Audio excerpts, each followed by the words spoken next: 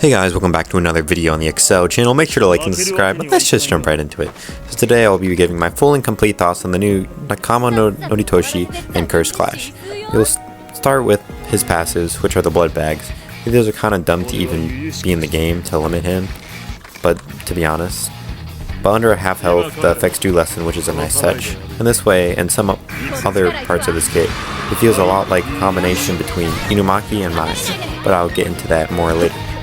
Kamo's passive blood mechanic is definitely better than those other two, because it refreshes automatically, meaning you can just, when you run out, you don't have to spend time reloading when you could be setting up for another attack after you knock someone down. Next is Kamo's auto combo, which I think is pretty good, to be honest. The range is about my level, maybe a little shorter, which when you combine it with its activation speed, in all honesty, is still pretty dang good, allowing you to quickly activate joint attacks, stop enemy combos or your teammates, or quickly turn around and stop someone from chasing you.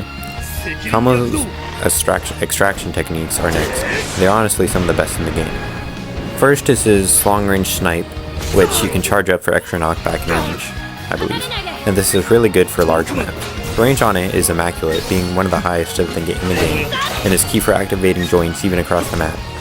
Not really many other characters can do that. Also could be used to stop a Gojo or Jogo domain in a clutch moment. Next is his arrow rain, which kind of functions like a combination between Hanami's range, in the fact that it stuns them in place for a couple seconds, but also Jogo's controllable volcano explosion, or whatever you want to call it. And it relates to that Jogo extraction because you manually control it. Because of that second half, being the Jogo half, it makes it extremely difficult to land, and honestly pretty terrible, but if you can learn to land it, it can be a valuable tool for landing attacks easier. He has a scatter shot, which you can also charge up, but this is pretty garbo most of the time because it's short range. It takes a while to charge up. You can only use it in very specific scenarios where the auto combo won't hit or be dodged, as it is always faster and always just better because you can lead it into that extra damage at the end of the auto combo. Next is probably the best part of this kit, the counter.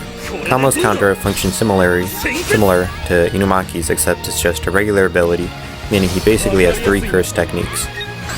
The difference between the two counters is that unlike Inumaki's, which is just big damage, Kamo stuns them and locks them in place. The big thing is that it can be comboed into any ability of either you or your teammate. Full charge converge? Yes. Joint attack? Yes. Ultimate? Yes. This is easily my favorite part of this kit and has big payoff of being just a regular extraction technique. Moving on to his joint attack, it is basically a copy-paste of Jogo's except with worse tracking, at least that's what it feels like to me. Which isn't bad because it's ranged, which automatically makes it pretty good, but it's still pretty whatever compared to some other joint attacks.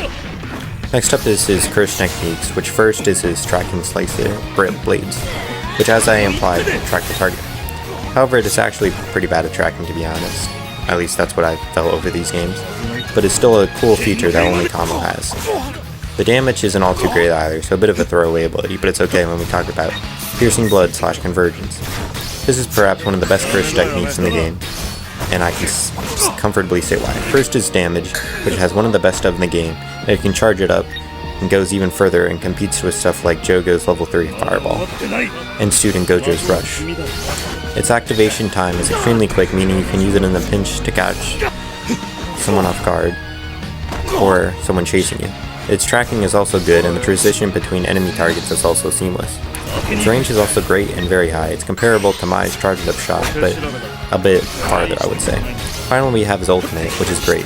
The activation is quick, is quite easy to get as he dodges back, so you can use it close range to dodge an attack that they try to use. And also it's range, so you can use it as a distance too. It's giving it double function.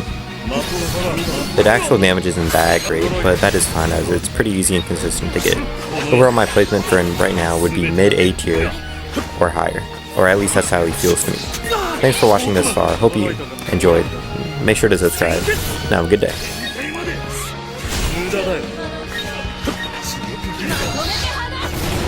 Bye.